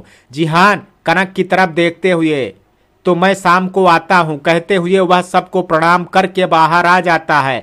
कनक कुछ नहीं कहती है, वह बाहर आ करके कुछ देर कनक का वेट करता है, फिर हार करके ऑफिस की तरफ निकल जाता है। कनक कुछ देर उन लोगों के साथ बैठने के बाद लंच करके अपने कमरे में आ जाती है। कुछ देर में उसे नींद आ जाती है। किहान भी उसके साथ सो जाता है। इधर जिहान ऑफिस में काम कर रहा होता है, लेकिन दिमाग कनक में ही अटका हुआ था। शाम को वह कनक के यहाँ पहुँचता है, सभी बैठ करके चाय पीते हैं। उसके बाद जिहान कनक के घर चलने के लिए कहता है। कनक इस वक्त जाना तो नहीं चाहती थी, लेकिन घर पर भी कोई नहीं था और कल सभी सिटीजन लौटने वाले थे। वह बेमन से सबको प्रणाम करके जिहान के साथ घर के लिए निकल जाती है। गाड़ी में जिहान उससे बातें करने की कोशिश करता है, लेकिन कनक इग्नोर कर देती है। घर पहुंचने के बाद किचन में मेड के साथ डिनर बनाने लगती है। जिहान सोचता है कि सोने के वक्त कमरे में आने के बाद फिर से कनक को मनाने की कोशिश करेगा। डिनर करके कमरे में आते ही कनक किहान को सुलाते हुए खुद भी सो जाती है। आज उसे उसी से बात करने का कोई मन भी नहीं हो रहा था। जिहान कनक की नाराजगी बर्दाश्त नहीं कर पा रहा था। उसे अब खुद पर गुस्सा आ रहा था कि क्यों उसने अनुज को छोड़ने को कहा। वह अभिषेक को फोन करता है। अभिषेक, हेलो सर। अभिषेक ने कहा, सर हमने उसे सिटी हॉस्पिटल के पास छोड़ दिया है, वहां से वार्ड बॉय उसे उठा करके अंदर ले गए हैं। जिहान गुस्से से एक मुक्का बेड पर मारते हुए, सिट। अभिषेक, क्या हुआ सर? जिहान, कुछ नहीं, चलो तुम लोग वहां से निकल जाओ। अभिषेक, ओके सर। जिहान फोन रख देता है। वह कनक की तरफ देखता है, लेकिन कनक सच में सो गई थी। जिहान अपनी साइड से उठ करके उसके पास जाते हुए उसे बाहों में भर करके लेट जाता है। कुछ देर में उसे भी नींद आ जाती है। अगली सुबह जब कनक की नींद टूटती है तो खुद को जिहान के बाहों में पाती है, लेकिन जैसे जैसे कल की बात याद आती है वह फिर से गुस्से से भर उठती है। जिहान का हाथ हटाते हुए उठ करके बाथरूम में चली जाती है। जिहान आंखें खोलते हुए, बेटा अब की बार इनकी नाराजगी इतनी जल्दी खत्म नहीं होने वाली, कहते हुए गहरी सांस छोड़ता है। कनक वॉशरूम से बाहर आ करके ड्रेसिंग टेबल के सामने अपने बाल बनाती है। जिहान उसे पीछे से गले लगाते हुए, जान और कितना नाराज रहेंगी। कनक बिना कुछ बोले उसका हाथ हटाने की कोशिश करती है। जिहान, जान प्लीज मान भी जाइए ना, आप जानती हैं ना आपकी नाराजगी मुझसे बिल्कुल बर्दाश्त नहीं होती।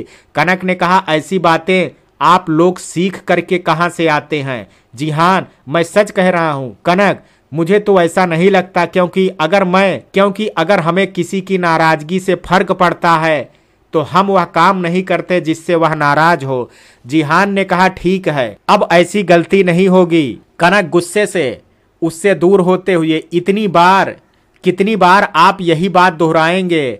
अब की बार गलती नहीं होगी, अब की बार गलती नहीं होगी। लेकिन फिर वही गलती, जिस चीज से मुझे जितनी नफरत है, पता नहीं वही चीज मेरे साथ क्यों होती है। इसलिए मैं इस रिश्ते को कोई मौका नहीं देना चाहती थी। फिर से वापस लौटना। जिहान हैरान होते हुए, यह आप क्या कह रही हैं?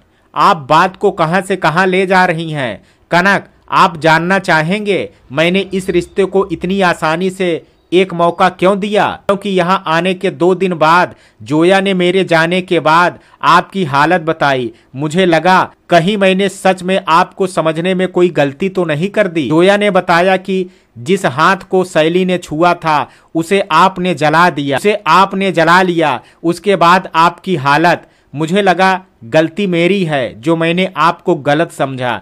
मैंने समझा कि आपने मुझे चोट पहुंचाने के लिए किसी गैर लड़की को इतनी आसानी से छुआ। इसलिए मैंने अपनी गलती सुधारते हुए फिर से अपना रिश्ता जीना चाहा। लेकिन मैं सही थी। दुनिया में कोई ऐसा इंसान बना ही नहीं जो पूरी तरह से अपने प्यार के प्रति समर्पित हो। उसके सामने जब जब उसे अपना खून, खानदान और प्यार में से चुनने को कहा जाए तो वह अपना ही खून का साथ देगा, चाहे वह कितना घटिया ही क्यों ना हो। यह आपने कल साबित कर दिया। जिहान, कनक ऐसी कोई बात नहीं है। मैं तो बस, कनक, मुझे ना आपकी कोई सफाई सुननी है, ना मुझे खुद कुछ कहना है। आप अपने परिवार के साथ खुश रहें और मुझे अकेला छोड़ दें। मैं कोई रिश्ता नहीं जी सकती, ना ही उसकी मुझे कोई ज़रूरत है। जिहान, कनक, आप गलत समझ रही हैं। मैं किसी का साथ नहीं दे रहा हूं, लेकिन आपको मैं कुछ होने नहीं दे सकता। कनक आगे कुछ कहती उससे पहले किहान उठ करके बैठते हुए, मम्मा पापा आप फाइट क्यों कर रहे हो? कनक बेड की तरफ बढ़, ऐसी कोई बात नहीं है बेटा, हम कुछ बात कर रहे थे। कनक किहान को गोद में उठाते हुए जैसे ही बाहर जाने को होती है, जिहान जल्दी से उसे अपनी बाहों में भर लेता है। कनक क्या कर रहे हैं? जिहान, आई एम सॉरी, लेकिन मुझसे नाराज मत होइए। मानता हूँ मुझसे गलती हो गई, लेकिन वादा है उसका साया भी अब अपनों पर नहीं पड़ने दूंगा।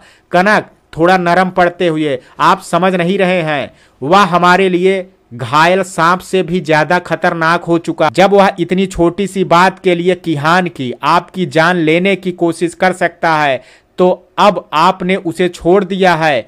अब वह क्या करेगा आपको मेरी नाराजगी दिख रही है, लेकिन उसके पीछे मेरी चिंता बिल्कुल भी नहीं समझ आ रही है। मैं इसलिए इतने दिनों से आपको नहीं बता रही थी। जिहान ने कहा, कुछ नहीं होगा, भरोसा रखिए।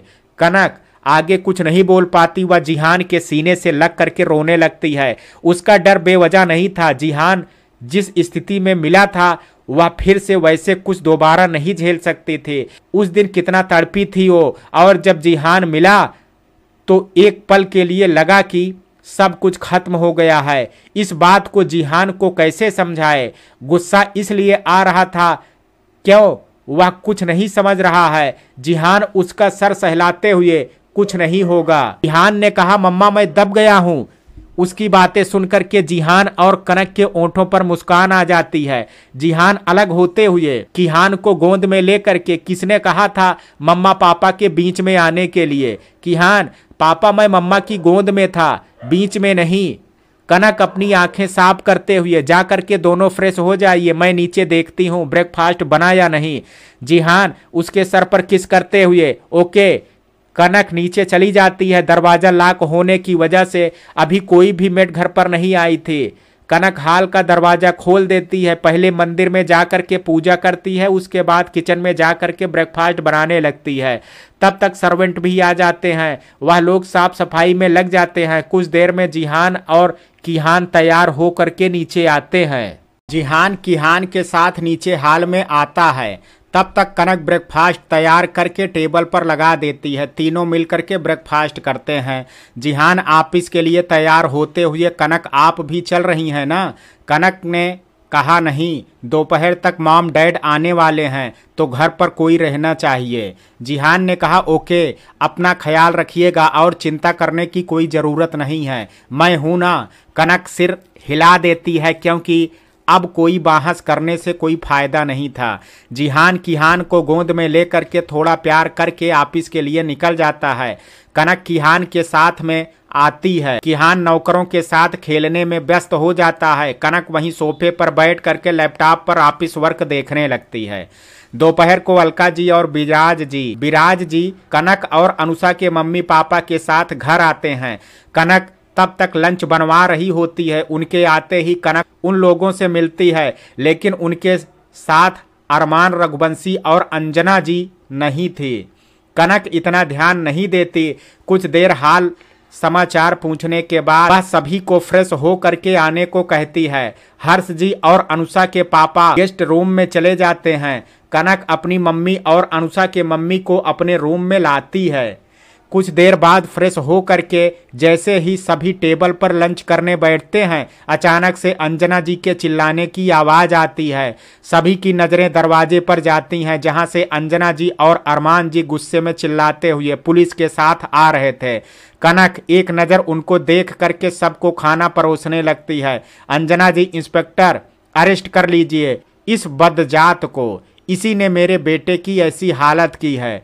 सभी लोग अंजना जी की आवाज़ सुनते हुए चेयर से उठ करके खड़े हो जाते हैं। हर्ष जी गुस्से से, आपकी हिम्मत कैसे हुई हमारी बेटी के लिए ऐसा वर्ड निकालने की? अंजना जी, अरे अपनी बेटी के कारनामे के बारे में सुनेंगे ना तो जमीन में भी छुपने के लिए जगह नहीं मिलेगी। विराज जी, भाभी जबान संभाल करके बात कीजिए। अरमान रघुवंशी, आज तक तो हम संभाल ही रहे थे, लेकिन तुम्हारी इस बहू ने हमारे सब्र की सारी सीमाएं पार कर दी हैं। उस दिन मैंने अपनी गलती मानी थी ना, इसके बावजूद इसने अनुज की क्या हालत की है, यह तुम लोग देख करके आए ही हो। अलका जी, यह कैसी बातें कर रहे हैं भाई साहब? कनक भला ऐसा क्यों करेगी? अरमान रघुवंशी, यह तो आपकी लाडली बहू ही बताएगी कि ऐसा क्या हो गया था कि इसने हमारे बेटे की ऐसी हालत कर दी। माना वह थोड़ा गलत किया था, लेकिन बात उसी दिन खत्म हो गई थी। फिर इसने हमसे कैसी दुश्मनी निकाली है? जी ने कहा, कनक यह लोग कौन सी बात कर रहे हैं? कनक एक नज़र अपने पापा को देख करके, मुझे नहीं पता पापा ये लोग क्या बात कर रहे हैं। अंजना जी, अच्छा 100 चूहे खा करके बिल्ली चली हज को। मेरा बेटा आज हॉस्पिटल में इतनी तकलीफ में है और तुझे कुछ पता ही नहीं है। मेरे बेटे ने मुझे सारी बात बता दी कि उसकी वह हालत तूने ही की है। अब देखना क्या करता हूं मैं। इंस्पेक्टर, आप देख क्या रहे हैं? इसे ले जाइए और इसे जेल में डालिए। इंस्पेक्टर आगे बढ़ते हुए, आपके खिलाफ रिपोर्ट दर्ज हुई है कि आपने अनुज रघुवंशी को मारने की कोशिश की है, इसलिए आपको हमारे साथ आना पड़ेगा। कनक फुल कॉन्फिडेंस के साथ, आपके पास क्या सबूत है कि मैंने ऐसा कुछ किया है? इंस्पेक्टर ने कहा, इन लोगों ने रिपोर्ट दर्ज करवाई है और अनुज रघुवंशी ने खुद कहा है कि उसकी हालत आपकी वजह से हुई है। कनक, मुझे नहीं पता कि उसकी कैसी हालत है और वह मेरा नाम क्यों ले रहा है। दूसरी बात जिसने यह एक एफआईआर और दर्ज करवाई है, वहीं 2 दिन पहले तक घर में कहती फिर रही थी कि उनका बेटा कश्मीर में कैंपिंग के लिए गया है। तो आप बताइए कि यह यहाँ कैसे आ गया और उसकी किसी भी हालत की जिम्मेदार मैं कैसे हो गई? विराज जी, हाँ इंस्पेक्टर, भाभी ने खुद भैया को और हम लोगों को बताया था कि अनुज 1 महीना पहले ही कश्मीर कैंपिंग के लिए गया है। हम लोगों को तो पता ही नहीं था। अरमान जी, अंजना जी की तरफ देखते हुए, अंजना जी हड़बड़ाते हुए, वह मैं डर गई थी इसलिए मैंने किसी को नहीं बताया। कनक, देखा इंस्पेक्टर, जिस चीज के बारे में हम लोगों को मालूम ही नहीं है उसमें हमारा कोई हाथ कैसे हो सकता है? इंस्पेक्टर ने कहा, देखिए एक एफआईआर दर्ज हुई है, आपको हमारे साथ पूछताछ के लिए थाने आना ही पड़ेगा। अंकिता जी ने कहा, मेरी बेटी कहीं नहीं जाएगी, जब उसने कुछ किया ही नहीं है तो फिर पूछताछ कैसे? आप लोग जा करके सबूत ले आइए, फिर बात कीजिएगा। इंस्पेक्टर, हम लोग भी बात समझ रहे हैं, लेकिन विक्टिम ने इनका नाम लिया है तो हमें कुछ सवालों के जवाब चाहिए। आप लोग चिंता मत कीजिए, हम इन्हें अरेस्ट नहीं कर रहे हैं, बस पूछताछ के लिए थाने ले जा रहे हैं। अंजना जी, मेरा बेटा बेवजह इसका नाम क्यों लेगा? जरूर इसने कुछ किया है, आप इसे अरेस्ट कीजिए, नहीं तो मैं मीडिया को बुला लूंगी, तब देखती हूं आप लोगों को कौन बचाता है, और इसको तो मैं सबक सिखा करके रहूंगी। कोई कुछ कहता उससे पहले कनक, चलिए इंस्पेक्टर, विराज जी और अलका जी। लेकिन बेटा, कनक आंखों से शांत रहने के लिए कहती है। कनक पुलिस के साथ बाहर आती है। हर्ष जी, अरमान भैया, मुझे आपसे ऐसी उम्मीद नहीं थी, लेकिन आप भूलिएगा मत, आज तक आपने हर्षवर्धन राजपूत की देखी होगी, लेकिन आज मेरी बेटी के साथ जो हुआ है उसके लिए मैं आपको कभी माफ नहीं करूंगा, और अब आप हमारी दुश्मनी के लिए भी तैयार हो जाइए। कहते हुए वह अंकिता जी और अनुषा के मम्मी पापा के साथ घर से बाहर आ जाते हैं। इस वक्त आदर्श सिंगापुर में हनीमून पर था, इसलिए वह उसे कॉल नहीं करते, लेकिन एक सरकारी अफसर होने के नाते उनकी भी ऊपर तक बहुत पहुंच थी। वह वहां के कमिश्नर से बात करते हैं। कमिश्नर उन्हें कोई चिंता न करने को कहता है। सभी कनक के पीछे पुलिस स्टेशन के लिए निकल पड़ते हैं। अलका जी जल्दी से जिहान कॉल लगाती हैं। जिहान उस वक्त कोई मीटिंग में था, उसका असिस्टेंट उसके पास आकर के, सर आपके मॉम का कॉल आ रहा है। जिहान कॉल रिसीव करता है। वह कुछ कहता उससे पहले, अलका जी, बेटा पुलिस कनक को लेकर के थाने गई है। यह सुनते ही जिहान के हाथ से फोन छूट जाता है। वह जल्दी से मीटिंग से बाहर आते हुए लिफ्ट के द्वारा नीचे आता है। नीचे बॉडीगार्ड तैयार थे। जिहान जल्दी से ड्राइवर को गाड़ी लाने को कहता है, और कुछ देर में लोग वहां से घर के लिए निकल चुके थे। जिहान फिर से अपनी माम को कॉल करते हुए सारी बात पूछता है। अलका जी कुछ बताती, तब तक अंजना जी फोन छीन करके स्विच ऑफ कर देती हैं। विराज जी, यह क्या हरकत है भाभी? अंजना जी, तुम्हारी उस लाडली बहू को कोई बचाने नहीं आएगा। उसने मेरे बेटे की जो हालत की है उसका हर्जाना तो उसे भरना पड़ेगा। विराज जी, भैया भाभी को समझाइए कि वह गुस्से में कुछ भी बोले जा रही हैं। कनक ने कहा ना कि उसने कुछ नहीं किया है। अरमान, विराज, मैं अब तक चुप ही था, लेकिन अनुज कनक का नाम क्यों लेगा? मुझे तो यह नहीं समझ आ रहा है कि तुम लोगों को कनक की गलती क्यों नहीं दिख रही है। उस दिन की गलती मैंने भी मानी थी ना, लेकिन इतनी सी गलती के लिए कोई किसी की ऐसी हालत करता है क्या? तुम लोगों ने देखा ना कि अनुज की क्या हालत थी। अलका जी किहान को लेकर के कमरे में आ जाती हैं, क्योंकि किहान रोने लगा था। विराज जी भी चुपचाप अपने कमरे में आ जाते हैं। वह भी अपने कांटेक्ट में बड़े अफसरों को फोन करके इस केस के बारे में बात करते हैं। जिहान घर के बाहर सिक्योरिटी गार्ड को फोन करते हुए सारी बातें पूछता है, और वह सीधे थाने पहुंचता है। थाने में कनक इंस्पेक्टर के सामने बैठी हुई थी। इंस्पेक्टर, उस दिन अनुज रघुवंशी का किडनैप हुआ, आप कहाँ थी? कनक, पहले यह बताइए इंस्पेक्टर, किडनैप किस दिन हुआ था, तभी तो मैं बताऊं कि उस दिन मैं कहाँ थी। इंस्पेक्टर, 5 जून को। कनक दिमाग पर जोर देते हुए, इंस्पेक्टर, उस दिन मेरे पति हॉस्पिटल में भर्ती थे और मैं उनके पास थी। इंस्पेक्टर, इसका क्या सबूत है? कनक ने मुस्कुराते हुए, मेरे पास तो सारे सबूत हैं इंस्पेक्टर, लेकिन मेरे खिलाफ आपके पास कोई सबूत नहीं है, इसलिए पहले खोजबीन कीजिए और तब मेरे पास आइए। अगर आपके सवाल हो गए हैं तो मैं अब निकलूं। बाकी जो बात मैंने कही है वही हॉस्पिटल में डॉक्टर से भी पता कर सकते हैं, हमारे घर पर रहने वाले लोगों से भी पता कर सकते हैं, क्योंकि उससे एक दिन पहले ही मेरे भाई और दोस्त की शादी थी और हम लोग होटल में थे, फिर विदाई करा करके अपने मायके ही आ गए थे। मैं तो ससुराल गई भी नहीं, मेरे पति को 8 दिन बाद डिस्चार्ज मिला, तब मैं ससुराल गई थी और वहां पर हमें पता चला कि अनुज कश्मीर के लिए गया है, जो उनकी मां ने खुद बताया था।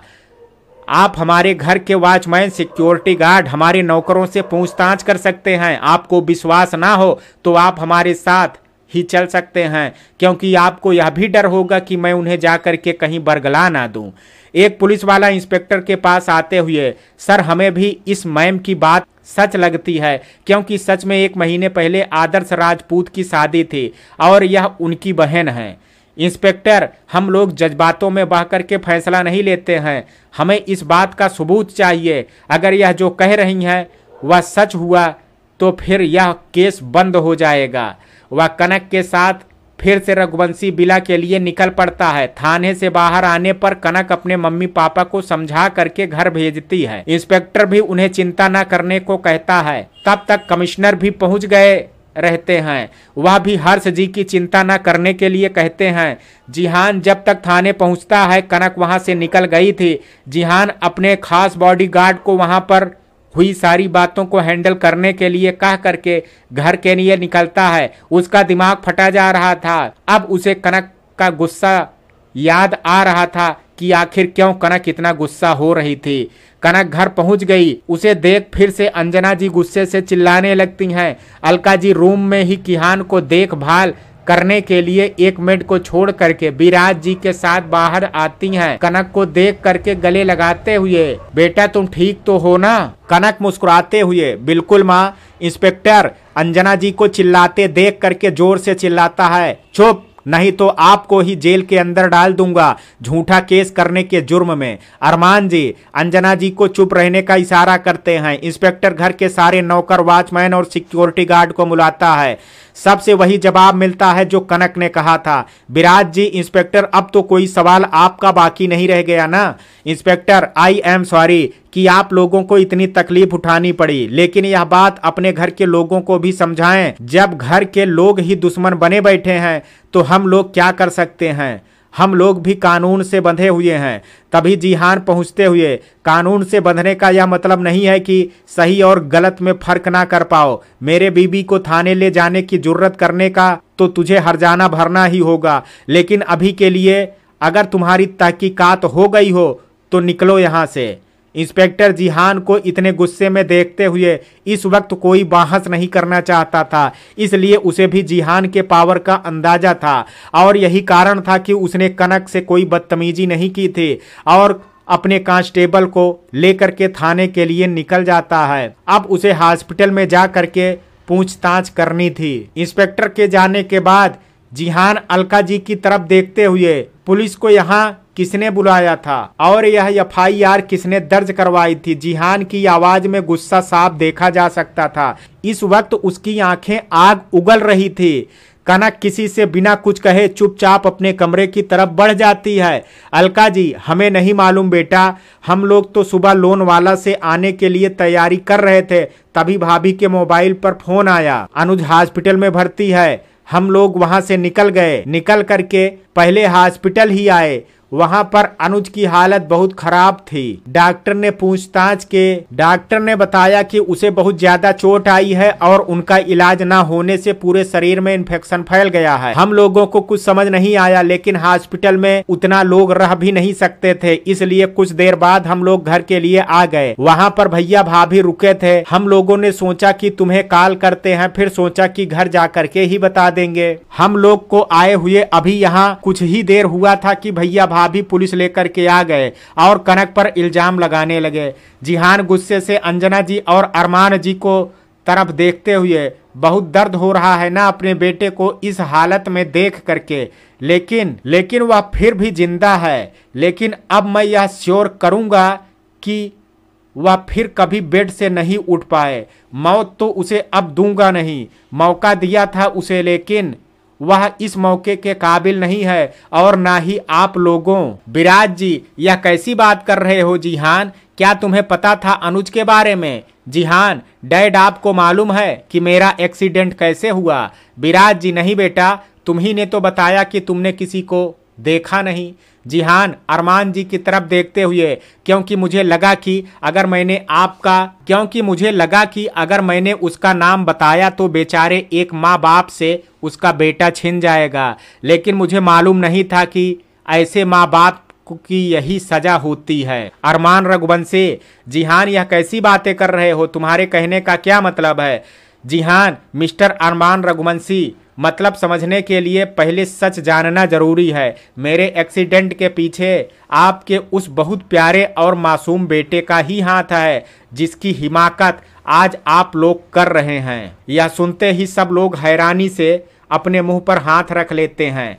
विराज जी को वह पल याद आता है जब जिहान को मिट्टी के नीचे से निकाला गया था। उनके कदम लड़खड़ा जाते हैं।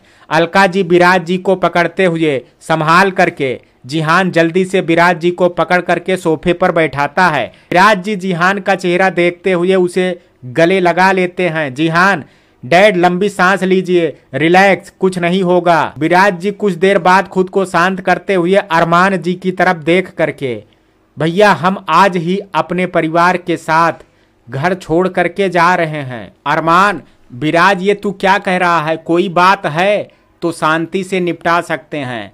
विराज जी अपना हाथ दिखा करके रोकते हुए, नहीं भैया, अभी कुछ देर पहले आपने अपने बेटे को जरा सा हॉस्पिटल में क्या देख लिया? आप अपना मान मर्यादा सब भूल गए। यह भी नहीं याद रहा कि पुलिस लेकर के आप किसी गैर के घर नहीं अपने ही घर आ रहे हैं। मेरे बहू को बहुत अच्छे अच्छे नामों से नवाजा, तो सोचिए मैंने तो अपने बेटे की लाश ही देखी थी।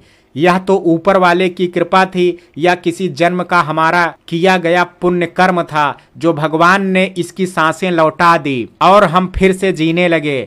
लेकिन अब मेरे सब्र की सारी सीमाएं पार हो चुकी हैं। मैं इतने दिनों से उस दुश्मन को घर के बाहर ढूंढ रहा था, लेकिन मुझे क्या पता था कि वह मेरे घर में ही बैठा हुआ है। अब तो लग रहा है कि अगर कनक ने उसकी यह हालत की है तो वह कम ही है, क्योंकि अगर मेरे हाथ लगता तो मैं उसे जिंदा नहीं छोड़ता। जब आपका बेटा गलत होते हुए भी आपको इतना प्यारा हो सकता है तो सोचिए मेरा बेटा तो मेरा गुरूर है। अलका जी, जिहान, चलो जा करके सामान पैक करो, इस घर से हमें कुछ नहीं चाहिए, कहते हुए वह सोफे से उठ करके खड़े होते हैं। अरमान जी, हमें पूरी बात नहीं पता थी और अब भी मुझे समझ नहीं आ रहा है तुम क्या बात कर रहे हो। अलका जी, समझ नहीं आ रहा है या समझना नहीं चाहते? मेरा बेटा जो मरते मरते बचा है यह आपके बेटे की करस्तानी है। अरमान जी, लेकिन यह कैसे हो सकता है? वह क्यों जिहान को मारेगा? जिहान क्यों? आपको नहीं पता? क्यों बड़ी माँ आपको भी नहीं पता? अंजना जी इधर उधर नजरें चुराने लगती हैं। अरमान जी जोर से चिल्लाते हुए, अंजना क्या यह सच है? अनुज अभी भी कनक के पीछे पड़ा था? अंजना हकलाते हुए, जी मैं ओ, जी मैं ओ। अरमान जी गुस्से में चीख करके अंजना जी को एक थप्पड़ लगाते हुए, मैंने पहले ही कहा था अपने बेटे को काबू में करो, लेकिन काबू करना तो दूर, आपने मुझे कुछ बताना भी जरूरी नहीं समझा। आज आपके और आपके बेटे के कारण मैं इन लोगों को गुनहगार बन चुका हूं। अंजना जी रोते हुए, मुझे माफ कर दीजिए, मुझे नहीं पता था कि अनुज के मन में जिहान को मारने का कोई प्लान चल रहा है। मुझे लगा कि वह कनक और जिहान की शादी हो जाने के कारण थोड़ा डिस्टर्ब है, इसलिए वह कनक के बारे में उल्टा सीधा बोल रहा था। लेकिन जब कुछ दिन वह शांत रहा तो मुझे लगा कि वह इस सच को स्वीकार कर चुका है। अलका जी और विराज जी कुछ नहीं बोलते, वे दोनों अपने कमरे की तरफ बढ़ जाते हैं। जिहान भी सीढ़ियां चढ़ते हुए अपने कमरे में आता है। कनक बेड पर करवट लेटी हुई थी। किहान अभी भी अलका जी के कमरे में ही था। जिहान स्ट्रेस की वजह से सर में दर्द महसूस कर रहा था। अभी सर की चोट सही से ठीक नहीं हुई थी, बीते 2 दिन की टेंशन भरे थे। वह कनक के पास आकर के बैठते हुए उसके कंधे पर हाथ रखते हुए, जान, तभी उसे कनक का शरीर गर्म लगता है। वह हड़बड़ाते हुए कनक को अपनी तरफ घुमाता है। कनक नींद में थी, उसका पूरा शरीर बुखार से तप रहा था। जिहान जल्दी से डॉक्टर को फोन करता है और कनक को उठाने की कोशिश करता है। कनक अपनी आंखें खोल जिहान को देख, क्या हुआ? जिहान उसे गले से लगाते हुए, तबीयत खराब थी तो बताया क्यों नहीं? कनक उठने की कोशिश करते हुए, ऐसी कोई बात नहीं है, मैं ठीक हूँ। किहान कहाँ है? जिहान, मुझे नहीं पता, मैंने अभी देखा नहीं, शायद मॉम के पास हो। कनक, आपकी तबीयत नहीं सही लग रही है, आपने दवा लिया था? जिहान, मैं ठीक हूँ, बुखार आपको लग रहा है, पूरा शरीर तप रहा है, मैंने डॉक्टर को फोन किया है। कनक, उसकी क्या जरूरत थी? बस इसी तरह आपको गर्म लग रहा होगा, आप थोड़ा आराम कीजिए, मैं किहान को लेकर के आती हूँ। जिहान, आप आराम कीजिए, मैं देखता हूँ। किहान को डैड ने हमें यहाँ से चलने को कहा है। कनक कंफ्यूज से, क्या मतलब? जिहान, हम लोग अब इस घर में नहीं रहेंगे। कनक, क्यों, मेरी वजह से कुछ हुआ है क्या?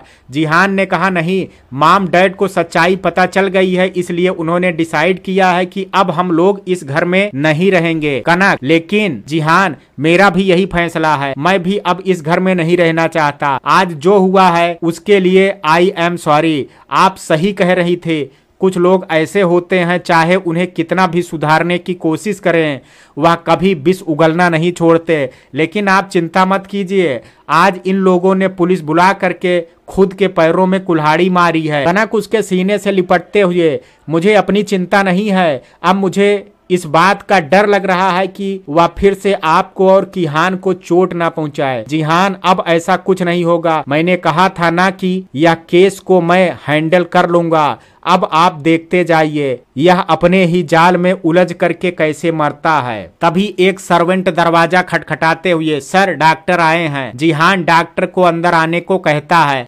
कनक डॉक्टर को नहीं दिखाना चाहती थी, लेकिन जिहान जबरदस्ती चेक करवाता है। डॉक्टर बुखार देखता है तो 101 था। वह कुछ दवाइयां देते हुए, स्ट्रेस की वजह से बुखार हो गया है, इसलिए स्ट्रेस मत लीजिए, दवा मैंने दे दिया है, रात को बुखार उतर जाना चाहिए। डॉक्टर के जाने के बाद अलका जी और विराज जी किहान को लेकर के कमरे में आते हैं। अलका जी कनक के पास बैठते हुए, बेटा हमें माफ कर दीजिए। कनक उनका हाथ पकड़ते हुए, यह कैसी बातें कर रही हैं आप? कुछ नहीं हुआ है, सब ठीक है, और जो ठीक नहीं है हम लोग मिलकर के ठीक कर लेंगे, आप लोग चिंता मत कीजिए। विराज जी कनक के सर पर हाथ फेरते हुए, बेटा हमने इस घर को छोड़ने का फैसला किया है, इसलिए आप लोग पैकिंग कर लीजिए, मैं किसी डीलर से बात करता हूँ, हम कल ही नए घर में शिफ्ट हो जाएंगे। कनक, लेकिन हमारी वजह से अपने घर को। विराज जी नहीं बेटा, आपकी वजह से नहीं, यह बिल्कुल मत सोचिए, हमें यह डिसीजन आज से 2-2.5 साल पहले ही ले लेना चाहिए था। वह हमारे बच्चों के खिलाफ षड्यंत्र रच गया था, उससे भी पहले बहुत बार हमने इन लोगों की बहुत सारी बातों को नजरअंदाज किया है। हमेशा सोचा है कि घर के बड़े हैं, इसलिए हमने कुछ नहीं कहा, लेकिन अब पानी सर के ऊपर हो जा रहा है। उन लोगों को अपने कमरे में जाने के बाद जिहान बेड पर लेट जाता है। अब उससे बहुत ज्यादा सर में दर्द हो रहा था। कनक किहान को बेड पर रखते हुए जिहान के सर पर हाथ फेरती है। जिहान कनक के कमर में हाथ लपेट उसको गोद में सर रख लेता है। कनक हल्के हल्के हाथों से मसाज करती है, पीछे की तरफ चोट को बचाते हुए। मालिश के बाद जिहान सुकून से सो जाता है। कनक जिहान को अपनी दूसरी तरफ लेटाते हुए थपकी देती है, कुछ देर में वह भी सो जाता है। कनक अपने पीछे तकिया लगाते हुए टेक लगा करके अपनी आंखें बंद कर लेती है। मित्रों, कहानी के इस भाग में आज इतना ही, शेष कहानी कल सुनेंगे भाग 9 और अंतिम भाग में। कहानी का ये भाग आपको कैसा लगा, आप अपनी राय मुझे कमेंट बॉक्स में जरूर दीजिएगा। वीडियो पसंद आया हो तो वीडियो को लाइक शेयर, अगर चैनल पर पहली बार विजिट कर रहे हैं तो कृपया चैनल को सब्सक्राइब करना ना भूलें। कल मिलते हैं कहानी के शेष भाग के साथ, तब तक के लिए जय हिंद जय भारत।